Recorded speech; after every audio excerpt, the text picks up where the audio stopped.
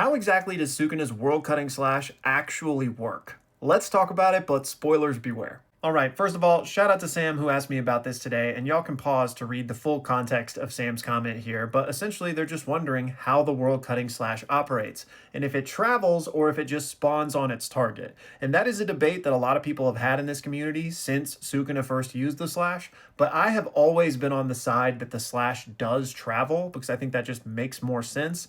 And if we combine that with Gege Akutami's recent comment of, had Gojo not been caught off guard, he likely would have been able to avoid the slash, or at the very least, avoid lethal damage from it.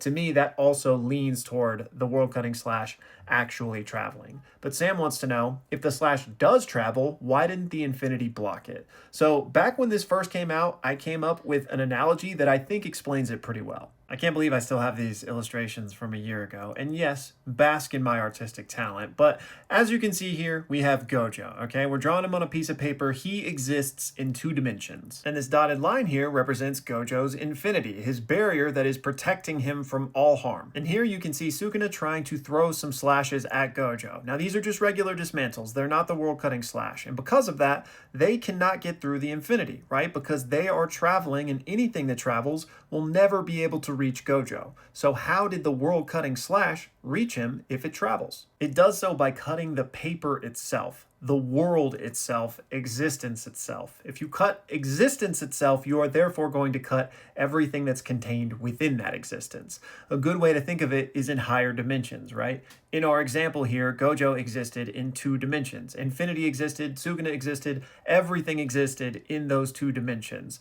But if me, a 3-dimensional being, comes up and rips their entire 2-dimensional world, it's going to rip everything within that 2-dimensional world. So that is how the World Cutting Slash operates. It cuts existence. So that's just how I've always envisioned it, as a higher dimensional slash, if you will. Now, is that what Gege intended when he came up with it?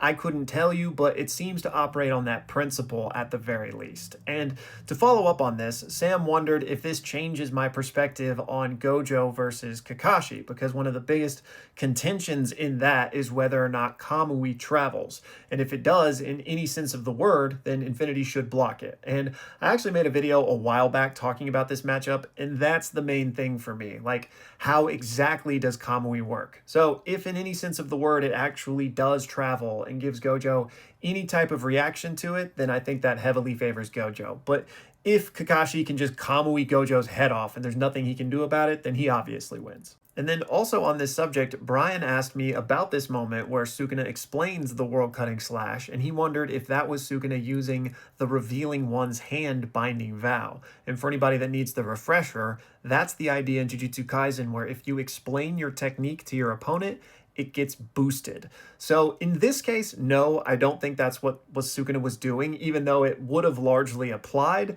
The issue here is he was explaining it to Gojo, and by proxy, everybody watching on the cameras, yes, but in this case, explaining it to Gojo wouldn't have helped Sukuna, right? Because Gojo was already killed at that point. So the slash wouldn't have then been buffed like permanently in the future just because Sukuna said this here. So no, I don't think he got any benefit from explaining that. I think he was just explaining it largely to us, the readers, but also just to kind of like, you know, gloat a little bit and explain how he just achieved something that should have been impossible. But then for the other example you referenced where Gojo was explaining the infinity to Jogo, yes, I 100% think that that was Revealing One's Hand. Now, that's not because Gojo thought he needed to amp his technique in order to beat Jogo. I think this was him just toying around and having fun. But he was invoking that binding vow because he was explaining his technique. And then to segue off of that, Sora said, why didn't Gojo spam binding vows like Sukuna did? It just feels like convenient writing at points that was never utilized with him. And I 100% understand the sentiment of where you're coming from, but I wouldn't call it lazy or convenient writing per se, more so than just different flavors of strength, if you will, because I think that was one of the things that Sukuna excelled at compared to Gojo, in that he was able, due to his depth of knowledge, to craft these binding vows in the moment that served him. But that's not to say that Gojo didn't or couldn't either, because he did, you know? All of the ways he was shifting his domain expansion was by using binding vows, you know? He made the inside weaker in order to strengthen the outside. He shrunk the domain down in order to make it even more durable. So Gojo was using binding vows, it's just that he didn't use one in a flashy way to win the fight the same way Sukuna did. And, you know, and on some level, that's just because Sukuna had to win, right? And that was a creative way that spoke to his jujutsu genius to have him win with that binding vow. But I think Gojo had his moments as well. Like the impromptu hollow purple wasn't a binding vow per se, but that spoke to his genius. And then to build off this idea of the different versions of strength and genius in JJK, Aslan asked me about the theme in JJK of what does it mean to be strong? How this was one of the, you know, most prevalent themes in the series, getting different versions of strength, not only from Gojo and Sukuna, but also characters like Yuta and Yuji and Mahito, right? And so Aslan wanted to know what I think the answer that Gege wanted us to derive from this was. And I'll say that, like, I obviously can't speak for Gege, but I think the interesting thing with these types of stories is that it is open to the audience to take what they will from it, right? So I don't know if there was a distinct, like, version of strength that Gege was trying to give us through it all. And I think there are different versions of strength depending on what it is we're talking about or what we need, right? Like Sukuna was the epitome of that solitude strength, you know what I mean? And Yuji was the epitome of the strength with others. And I think really, like, to answer your question, like the main almost lesson, if we will, was this repeated mantra toward the end of the series about the one to teach you about love, where Sukuna learned about this through Yuji and through the empathy and compassion that Yuji showed him, right?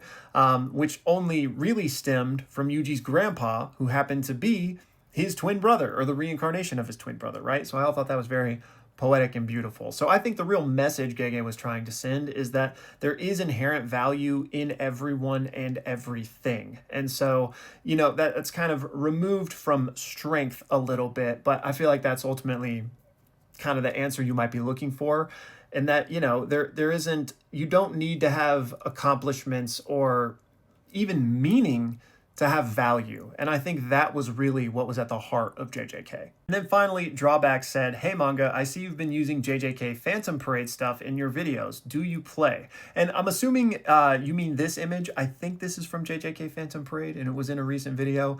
But no, I actually haven't played. I do want to though. I've had a lot of people recommend it to me and say that they think I would like the kind of cool storylines and unique characters that are only in the game. So it is on my proverbial list of things to check out, but I have such a long list of video games I need and want to play. So it's not very high on my list, also because I would need to set up an emulator so that I could play it on PC. But it is on my list. I do plan on checking it out at some point, but I just haven't played it yet. Anyways, that's going to do it for this one, y'all. Thank you guys so much for the questions. And as always, thank you for watching.